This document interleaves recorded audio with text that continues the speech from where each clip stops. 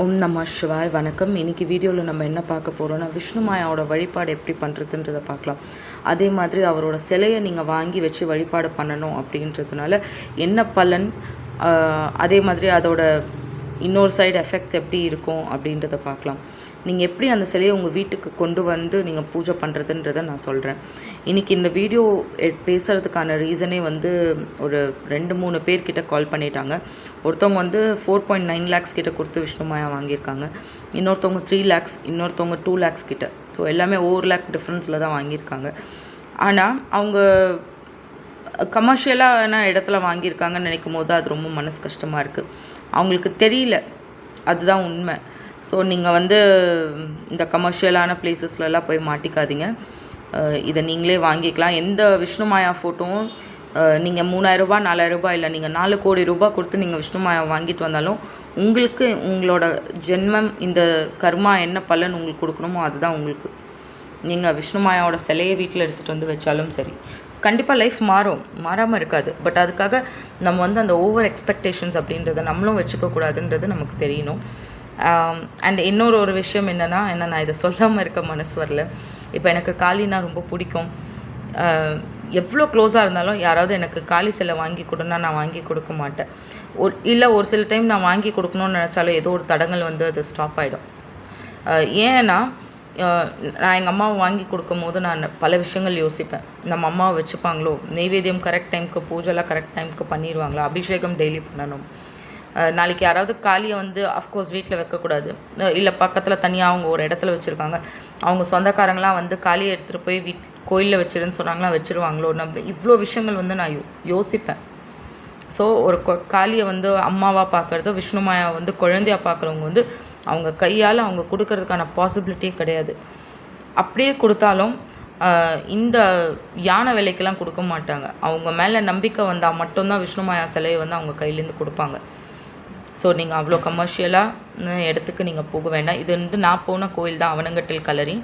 First நான் போன கோயில் தான். அதே மாதிரி இன்னொரு விஷயம் என்னென்னா, இப்போ ஒரு சில பேர் வந்து இந்த கோயிலுக்கு போயிடுறீங்க, இந்த கோயில் இல்லை வேறு எந்த கோயில் வந்தாலும் நீங்கள் போயிடுறீங்க. அதுக்கப்புறம் வந்து உங்களுக்கு வந்து இந்த கோயிலை விட இன்னொரு விஷ்ணு மாயா கோயில் பவர்ஃபுல்லானதுன்னு தெரிஞ்சுதுன்னு நீங்கள் போனீங்கன்னு வச்சுக்கோங்களேன், நீங்கள் வணங்குற விஷ்ணு மாயாவே உங்களுக்கு சத்ருவாயிடுவார். ஏன்னா எல்லா இடத்துலையும் இருக்க விஷ்ணு மாயாவுக்கு ஒரே சக்தி, ஒரே பவர் தான். அவங்க எத்தனை ஹோமம் பண்ணாலும் சரி, எத்தனை பூஜைகள் பண்ணாலும் சரி, தெய்வத்துக்கு சக்தி ஒன்று தான். ஏன்னா எந்த சிலைக்கும் சக்தி இல்லைன்றதும் கிடையாது. எல்லா சிலைக்கும் வந்து இந்த சிலையை விட அந்த சிலை பவர்ஃபுல்லானதுலாம் கிடையாது. சக்தி ஒன்று தான், பவர் ஒன்று தான். ஸோ நம்ம வீடியோக்குள்ளே போகலாம். இப்போ நீங்கள் வந்து ஒரு ஃபோட்டோ வாங்கணும், விஷ்ணு மாயா வந்து நிறைய பேர் என்ன ரீசன்ஸ்க்காக எனக்கு தெரிஞ்சு வழிபடுறாங்கன்னா, நிறைய பேர் முக்கால்வாசி பேர் பிஸ்னஸ் பண்ணுறவங்க தான் வழிபாடு பண்ணுறாங்க. அவரோட ஃபோட்டோ வாங்கிட்டு வந்துட்டு அதை நீங்கள் தாராளமாக பண்ணலாம். ஆனால் போனீங்கன்னா ஒரே கோயிலுக்காக தான் போகணும். பழனி பக்கத்தில் ஒருத்தர், அந்த ஐயா கூட வந்து அவரோட வீடியோஸ் நான் பார்த்துருக்கேன். அவர் கோயில் வச்சுருக்காரு. ஸோ அங்கே பழனி பக்கத்தில் இருக்கவங்க அங்கே போகலாம். அவனங்கட்டில் கலரி கோயில் போகலாம். இது ரெண்டும் எனக்கு தெரிஞ்ச டெம்பிள். மிச்ச டெம்பிளெல்லாம் நான் வந்து அட்வைஸ் பண்ண மாட்டேன். ஏன்னா மிச்சதெல்லாம் வந்து எனக்கு தெரிஞ்சு அவங்க கமர்ஷியலாக பண்ணுறாங்கன்னும் போது அந்த இடத்துக்கு வந்து என்னோடய சப்ஸ்கிரைபர்ஸ் வந்து என்னோடய குடும்பத்தில் இருக்க ஒரு நபர், அவங்களுக்கு வந்து நான் தவறான இன்ஃபர்மேஷன் கொடுத்து நீங்கள் போங்கன்னு நான் சொல்ல மாட்டேன். ஸோ போகணுன்னு நினைக்கிறவங்க வந்து பழனி பக்கத்தில் ஒருத்தர் அண்ணாசாமி ஐயான்னு தான் நினைக்கிறேன், அண்ணாமலை சுவாமி ஐயான்னு நினைக்கிறேன் அவரோட பேர். ஸோ அவர் சேனல் கூட வச்சுருக்காரு. அந்த டெம்பிள் போங்க, இல்லைன்னா அவனங்கட்டில் போங்க. அங்கே போயிட்டு ஒரு ஃபோட்டோ வாங்கிட்டு வாங்க. நீங்கள் எந்த கோயிலுக்கு போகிறீங்களோ அந்த கோயிலேருந்து வர விஷ்ணு மாயாவை தான் நீங்கள் வழிபாடு பண்ணணும்.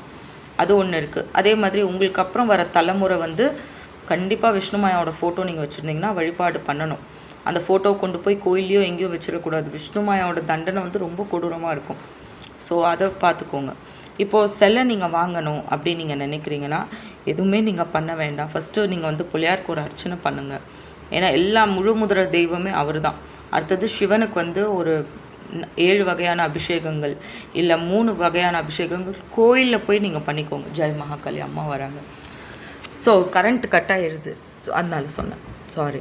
அதனால வந்து நீங்கள் வந்து ஒரு 3 வகையான அபிஷேகங்கள் பண்ணி சிவனுக்கு போய் பார்த்துட்டு உங்கள் பேரில் ஒரு அர்ச்சனை பண்ணிவிட்டு வாங்க. உங்கள் ஃபேமிலியில் இருக்கவங்களாம் அர்ச்சனை பண்ணிவிட்டு, இந்த மாதிரி நாங்கள் விஷ்ணு மாயா சிலையை வந்து உங்களுக்கு பூஜை ரூம் தனியாக இருந்தால் மட்டும் விஷ்ணு மாயா வச்சுக்கோங்க, இல்லைனா வேண்டாம். அதுவும் டெய்லி உங்களால் அபிஷேகங்கள் ஆராதனைகள் கரெக்டாக பண்ண முடியுமான்றதை யோசித்து பார்த்துட்டு நீங்கள் உள்ளே கொண்டு வாங்க.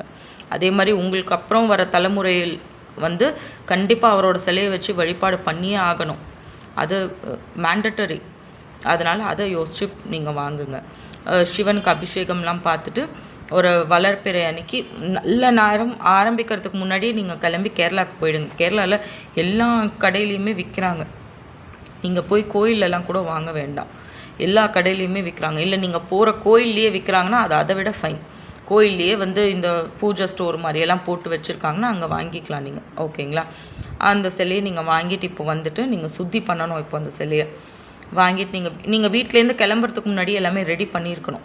இவ்வளோ தான் நீங்கள் சிலை நீங்கள் பாட்டுங்க அந்த சிலையை வாங்கிட்டு நீங்கள் வீட்டுக்கு வந்துட்ட பிறகு நீங்கள் ஃபஸ்ட்டு அந்த உங்களுக்கு குழந்தைக்கு வந்து நீங்கள் அந்த ஸ்பேஸ் எல்லாம் ரெடி பண்ணி வைக்கணும். பூஜா ரூமில் குழந்தைக்குன்னு தனியாக ஒரு இடம், தனி டம்ளர், தனி நெய்வேத்தியம் வைக்கிறதுக்கு டெய்லி அவருக்கு அபிஷேகம் பண்ணிடணும் கண்டிப்பாக குழந்தைக்கு. அதை மிஸ் பண்ணிடக்கூடாது. காலையில் ஃபஸ்ட்டு பூஜை நீங்கள் குழந்தைக்கு கொடுக்குற மாதிரி. ஏன்னா சிலை வைக்கும் போது அந்த இடத்துல வந்து உயிரோட்டம் அப்படின்றது ஆட்டோமேட்டிக்காக ஆகிடும். நீங்கள் இப்போ பிராண பிரதிஷ்டை கொடுக்கணும் அப்படின்னு நினைக்கிறீங்கன்னா பிராமன்கள் ஐயர் இருக்காங்க இல்லையா, அவங்கள கூட்டிகிட்டு வந்து கூட நீங்கள் பிராண பிரதிஷ்டை கொடுக்கலாம். ஆனால் வீட்டில் இருக்கும் போது நீங்கள் பிராண பிரதிஷ்டை கொடுக்க வேண்டாம்.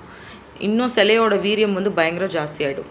ஸோ அதை நீங்கள் அவாய்ட் பண்ணிவிட்டு எப்பயும் போல் இதில் வந்து கொடுத்துருக்காங்க பாருங்கள், ஓம் ஸ்ரீ விஷ்ணு மாயா நமஹா. இதையே நீங்கள் இது பண்ணிட்டு வரலாம். சிலையை வந்து ஃபஸ்ட்டு மஞ்சள் தண்ணியில் கழுவிக்கோங்க. அதுக்கப்புறம் வந்து நல்லா நீங்கள் சோப்லாம் போட்டு வாஷ் பண்ணி க்ளீனாக எடுத்துகிட்ட பிறகு அபிஷேகங்கள் வந்து ஃபஸ்ட் டைம் பண்ணும்போது பால், பன்னீர், சந்தனம் ஊற்றி குழந்தைக்கு அபிஷேகம் பண்ணி முடிச்சுட்டு குழந்தைக்கு ஒரு நைவேத்தியம் வச்சுருங்க.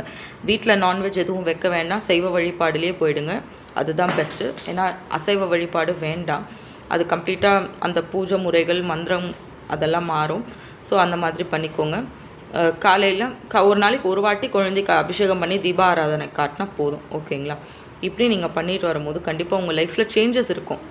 அதுக்காக வந்து ஏன்னா இப்போ பேசினவங்க வந்து அவங்க அதை தான் சொன்னாங்க, நாங்கள் விஷ்ணுமாயா எடுத்துகிட்டு வந்துட்டோம், அவங்க வாங்கும் போது அவ்வளோ சொன்னாங்க, இப்படி ஆகிடும் லைஃப், அப்படி ஆகிடும்னு எல்லாமே சொன்னாங்க, ஆனால் எதுவுமே எங்களுக்கு மாறல அப்படின்னு. ஸோ நம்மளும் வந்து நான் என்ன கண்டிப்பாக சொல்ல மாட்டேன். ஏன்னா எனக்கு I don't have any expectations. அது விஷ்ணுமாயாவாக இருந்தாலும் சரி, காளியாக இருந்தாலும் சரி, இதை கொடுத்த இறைவனுக்கு நன்றின்ட்டு நான் போயிட்டே இருப்பேன். எனக்கு வந்து அந்த ஐம் லைக் தட். ஸோ நீங்களும் வந்து அந்த மாதிரி ஒரு மென்டாலிட்டியை பில்ட் பண்ணிக்கோங்க. ஆனால் விஷ்ணுமாயா வந்து ஒருத்தவங்க லைஃப்பில் வராங்கன்னா அவங்களோட லைஃபே டோட்டலாக சேஞ்ச் ஆகிடும். எனக்கு விஷ்ணுமாயா என்ன நிறைய பேருக்கு தெரிஞ்சிருக்கும் கண்டிப்பாக. விஷ்ணுமாயா முதல்ல நான் எப்போ வணங்கினேன்னா, நான் லேக்கில் வந்து ஜம்ப் பண்ண போயிட்டேன், சூசைட் பண்ணிக்க போயிட்டேன். ஒரு 2021 அந்த டைமில் 2022 இல்லை 2023 இருக்கும். அந்த டைம் அப்போது எனக்கு கிட்டத்தட்ட முட்டி வரைக்கும்லாம் தண்ணியில் நான் நனைஞ்சிட்டேன். ஆனால் எனக்கு அப்போது சடனாக ஒரு வாய்ஸ், அதுதான் ஃபஸ்ட் டைம் காளி பேசினா எப்படி இருக்குன்றது எனக்கு அப்போ தான் தெரிஞ்சுது. அப்போ எனக்கு வந்தது வந்து விஷ்ணுமாயான்றது எனக்கு தெரியாது. ஏதோ ஒரு சின்ன குழந்தை பேசினா எப்படி இருக்கும் அந்த மாதிரி ஒரு ஃபீல். அப்போல்லாம் நான் காளிக்கு பூஜை பண்ணிகிட்டு இருக்கேன். ஆனால் பட் அப்போது காளி சொன்ன வார்த்தை தான், இன்றைக்கி நீ செத்துடுவேன், நாளைக்கு நீ வாழணும்னு நினச்சா கூட உனக்கு அந்த லைஃப் வராது, இன்னும் ஒரு 3 வருஷத்தில் உன் லைஃப் மாறிடும், வெளியே வா, நீ சாகக்கூடாது, எனக்கு பூஜை பண்ணணும் நீன்னும் போது அப்படின்னு அவங்க சொன்னாங்க. அதுக்கப்புறம் தான் வந்து அன்றைக்கி அப்படியே அந்த ஈர ட்ரெஸ்ஸோடையே நான் போய் ஒரு விஷ்ணுமாயா கோயிலில் நான் உட்காந்தும் போது எனக்கு ஒரு டம்ளர் டீ கொடுத்தாங்க, நான் காளிக்கு பூஜை பண்ணுறேன்னு. அப்புறம் அவங்க சொன்னாங்க, அந்த விஷயம் நடந்திருக்கலன்னா நீங்கள் விஷ்ணுமாயா கருங்குட்டியை பார்த்துருக்க மாட்டேங்கன்னு சொன்னாங்க. அதுதான் நான் வந்து குழந்தைங்கள முதல்ல பார்த்த ஒரு தருணம் அப்படின்னும் போது அதுதான். நான் அப்படியே அந்த படியில் உட்காந்து ரைட் சைட் திரும்பி பார்த்தா பேச்சியம்மன், விஷ்ணுமாயா, கருங்குட்டி இருக்காங்க. ஸோ அது வந்து எனக்கு என்னோடய லைஃப்லேயே ஒரு மறக்க முடியாத ஒரு நாள் அன்றைக்கி. அதனால் அதுக்கப்புறம் குழந்தை வந்த பிறகு ஆப்வியஸ்லி எல்லாமே மாறிப்போச்சு. அதனால தான் உங்களுக்கும் சொல்கிறேன், லைஃப் கண்டிப்பாக சேஞ்ச் ஆகும். ஆனால் அதுக்கான எஃபர்ட்ஸ், அதுக்கான பூஜை முறைகள் அதெல்லாமே நீங்கள் வந்து அது உங்கள் கையில் தான் இருக்குது. சிலை வாங்கிட்டு வந்து வச்சுட்டா மட்டும் எதுவும் ஆகிடாது. ஆனால் அந்த என்ன மாதிரியான வழிபாடு பண்ணுறீங்க, நீங்கள் என்ன மாதிரியான மந்திரங்கள் சொல்கிறீங்க. இந்த விஷ்ணுமாயா சிலைக்கு கீழே யந்திரம் வந்து நீங்கள் கேட்டு வாங்கிக்கலாம். மாந்திரிகர்கிட்ட இந்த கோயிலில் இருக்க விஷ்ணுமாயா வந்து நான் வணங்குறேன், எனக்கு யந்திரம் எழுதி கொடுங்கன்னா அவங்க யந்திரம் எழுதி கொடுத்துருவாங்க. அந்த யந்திரத்தை வந்து நீங்கள் இந்த சிலை கடியில் வைக்கணும். அப்போ தான் அந்த சிலைக்குன்னு ஒரு பவர் கிடைக்கும். பவர் கிடைக்கும்னா தெய்வத்துக்கு கிடையாது, அந்த சிலைக்கு. ஓகேங்களா? ஸோ அது ரொம்ப முக்கியம். ஏன்னா நீங்கள் எந்த மாதிரி யந்திரம் எழுதி சிலை கடியில் வைக்கிறாங்களோ அந்த மாதிரியான பலன்களை வந்து ஒரு சிலை வந்து உங்களுக்கு கொடுக்கும், அப்படி கொடுக்கணும். ஸோ அது ரொம்ப முக்கியமான விஷயம். இப்படி தான் நீங்கள் விஷ்ணு மாயாவோட சிலை வந்து வைக்க வேண்டிய ப்ரொசீஜர் அப்படின்றது இதுதான். பூக்கள், நெய்வேத்தியம், வெஜிடேரியன்ன்றதெல்லாம் உங்களோட சாய்ஸ் தான். ஸோ இப்படி தான் நீங்கள் விஷ்ணு மாயா வழிபாடு பண்ணணும். இதில் உங்களுக்கு ஏதாச்சும் டவுட் இருந்தால் கேளுங்க, நான் சொல்கிறேன். அதே மாதிரி நிறைய பேர் வந்து சிலையை வந்து தொட்டு தொட்டு பார்ப்பாங்க, சொந்தக்காரங்கெல்லாம். நான் இருக்க இடத்து பக்கம் யாரையுமே நான் உள்ளே அலோவ் பண்ண மாட்டேன், அது வேறு விஷயம். ஆனால் பட் நீங்கள் வீட்டில் தனி ரூமில் வச்சிட்டிங்கன்னா ஒரு சில பேருக்கு ஆசை இருக்கும் வந்து தொட்டு பார்க்கணும் அப்படின்னு. ஆனால் பட் தொட விடாதீங்க. அவங்க விஷ்ணு மாயா வணங்கினா பிரச்சனை கிடையாது. விஷ்ணு மாயா வணங்காதவங்களாக இருக்காங்க, சும்மா வந்து தொட்டு பார்க்கணுன்றாங்கன்னா அப்படி அலோவ் பண்ணாதீங்க. ஏன்னா நானே அம்மா வந்து ரொம்ப என் குழந்தைங்கள கூட நான் தொட விட மாட்டேன், திட்டுவாங்க என்ன, ஏன் அம்மாவை தொடவே விட மாட்டேங்கிறீங்க நீங்கள் அப்படின்னு. ஏன்னா எனக்கு என்னென்னா அவங்க கை சுத்தமாக இருக்குமோ இல்லையோ, டக்குன்னு வந்து அவங்க அம்மாவை தொட்டுறக்கூடாதுன்னு நினைப்பேன். கையை நல்லா க்ளீனாக வாஷ் பண்ணிட்டு தான் அம்மாவை நான் தொட விடுவேன். ஸோ இந்த மாதிரி விஷயங்கள் எல்லாம் இருக்குது, அதனால நான் சொல்கிறேன். ஸோ அதை பார்த்துக்கோங்க. அதே மாதிரி நைட் ஒரு தீப ஆராதனை கண்டிப்பாக குழந்தைக்கு காமிச்சிடுங்க. குழந்தைக்கு வஸ்திரம் நீங்கள் என்னென்ன, நான் பொம்மைலாம் வாங்கி வைப்பேன் கருங்குட்டிக்கு. எனக்கு விஷ்ணு மாயானா ரொம்ப பிடிக்கும், கருங்குட்டி நான் ரொம்ப பிடிக்குன்றதுனால அதெல்லாம் பண்ணுவேன். ஐஸ்கிரீம் வைப்பேன். வேறு எனக்கு என்னென்ன சாக்லேட்ஸ் நிறைய வாங்கி வைக்கிறது எனக்கு ரொம்ப ரொம்ப பிடிச்ச ஒரு விஷயம். பிள்ளையாருக்கு, விஷ்ணு மாயாவுக்கு, சிவனோட 4 குழந்தைங்களுமே அங்கே இருப்பாங்க. ஸோ 4 குழந்தைங்களுக்குமே அந்த சாக்லேட் வாங்கி வைக்கிறதுன்றது எனக்கு ரொம்ப பிடிச்ச விஷயம். ஜூஸ் வைக்கலாம். டெய்லி உங்களால் நெய்வேத்தியம் வந்து குக் பண்ண முடியலன்னா கூட நீங்கள் என்ன சாப்பிட்றீங்களோ அதில் முதல்ல குழந்தைக்கு வச்சுடுங்க, எச்ச பண்ணுறதுக்கு முன்னாடி. அதே மாதிரி இல்லை ஃப்ரூட்ஸு, அவல் வந்து பால் சக்கரை போட்டு வைக்கலாம். நீங்கள் பால் பாயசம் பண்ணி வைங்க.